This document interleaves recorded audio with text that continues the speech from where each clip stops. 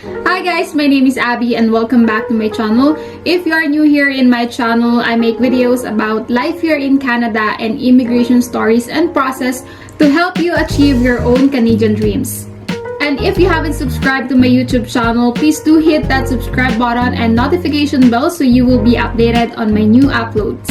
So for today's video is going to be about the steps on how to study here in Canada, because I've been receiving messages asking about the steps on how they can study here in Canada and they don't know yet the steps on where they can start. So this video is for you guys.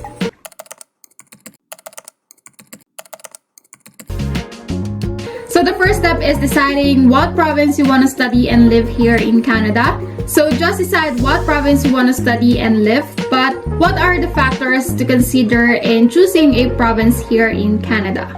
So one of the first factors that the applicants consider is a low cost of tuition fee. So they will choose a province where there is a designated learning institution that offers a low cost of tuition fee. Should also consider the job opportunities in that province, especially for the program or career that you are pursuing or planning to take. You also want to consider the public transportation available and the housing situation in that province you want to go. You also need to have the knowledge about the cost of living in that province, especially that your working hours will only be limited to 20 hours per week. So get some ideas about the cost of living there, especially the apartment rental, since that is going to be the biggest expense that you will have. And of course, consider the PR programs available in that province. So for example, here in New Brunswick, there are different PR pathways available, and those are the Express Entry programs, the Provincial Nominee program, and under that program, there is an Express Entry stream for international students, and they also have the Atlantic Immigration program that is available for the Atlantic provinces here in Canada. And when you decide what province you want to go, the next step is finding a designated learning institution that is also eligible for a PGWP, since not all designated learning institutions qualify for a PGWP. So to help you find a designated learning institution or the DLI here in Canada, just search the DLI in Canada and click the website of the canada.ca. You will see there some information about the study program here in Canada, and below you will find an option to choose what province you want to check and the list of designated learning institution available in that province. You will also find their DLI number, the city where the school is located, and if they qualify for PGWP. And once you have a designated learning institution, it is now time to choose a program that you want to take that suits you best depending on your experience or education. Also, you will have to put in your letter of explanation, which is one of the documents that you need to submit along with your study permit application. So in this letter, you need to explain or state your reason why you want to take this program and what is the benefit of this program to your career or your life in your home country when you finish studying in Canada, and the reason why you want to take this program here in Canada. And once you decided those factors that I mentioned, you can now start applying to the designated learning institution that you chose to get the letter of acceptance. Usually, the admission process is available in their websites, so just visit the websites of your chosen DLI. And you can also find in the website their admission requirements in order to get the letter of acceptance or the LOA. That is part of the required documents that you need to submit in your study permit application to the IRCC. So usually the documents that you will need to submit to your DLI are your high school or college diploma or transcript of records. You will also need to provide an English language proficiency and pay the application fee, confirmation fee, and the tuition fee itself. So other DLI allows you to just pay the half of the first semester tuition fee, but it also depends in the type of application that you want.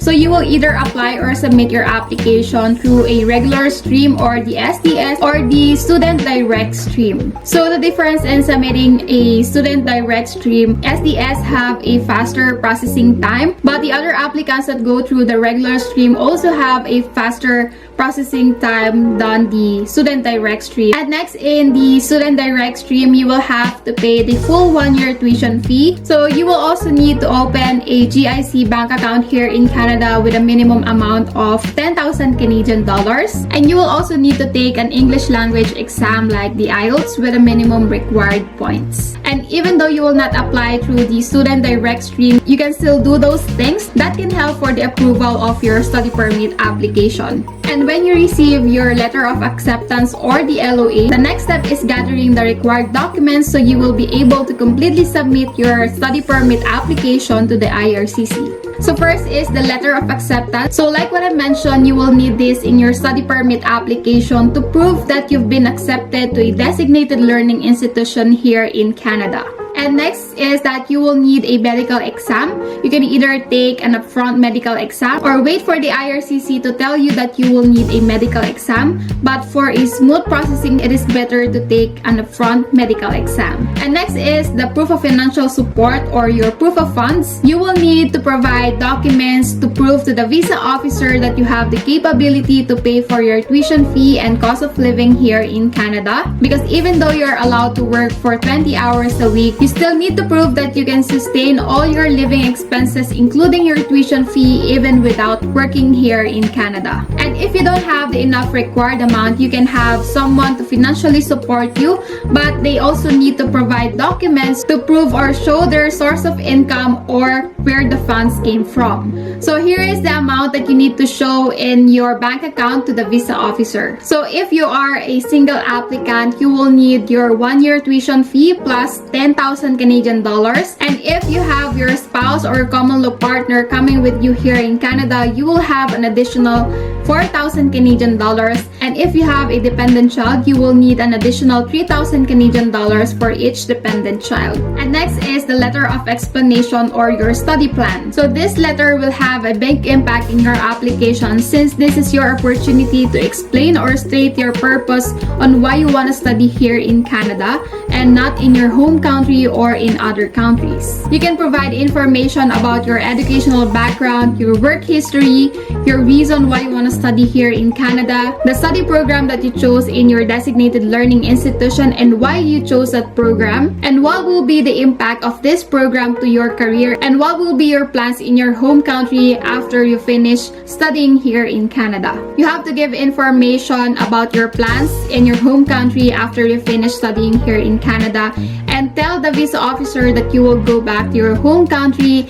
and tell them that you fully understand the rules and regulations associated in your study permit. So even though you might have plans in Canada after your study program, you still have to make sure and make the visa officer feel that you fully understand your responsibility and the rules and regulations of your permit, since the study permit is still part of the temporary resident visa. So when you make your letter of explanation, put the important information that you think will help in assessing and approval of your study permit application. And next is the police certificate and other supporting documents to support your claim and information that you provided, like the documents from your college or high school and employment documents and many more. And once you all have these required documents, the next step is submitting your application to the IRCC either by online or through paper-based by going to the visa office in your location. If you're submitting your application through online, you just have to create a GCK account and answer the eligibility questions and upload all the required documents. You will be able to see updates regarding your application in your GCK account, and you will also see there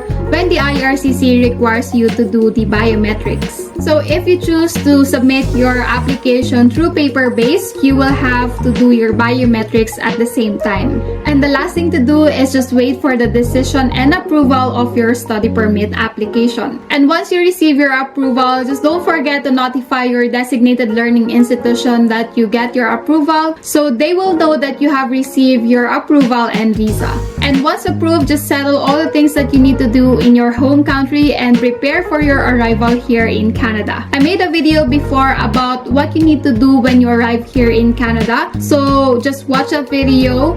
And if you want me to make an updated video of that, just comment down below and I will be happy to make an updated video about what you need to do after arriving here in Canada. So you will only have your visa attached in your passport, and you will only get your actual study permit document and your point of entry here in Canada. So that is all for now, guys. I hope that I was able to provide you important information that will help you in planning for your study permit application. And if you have questions, to send me a message through my Facebook page or comment here, or you can also send me an email and I will provide the information in the description box.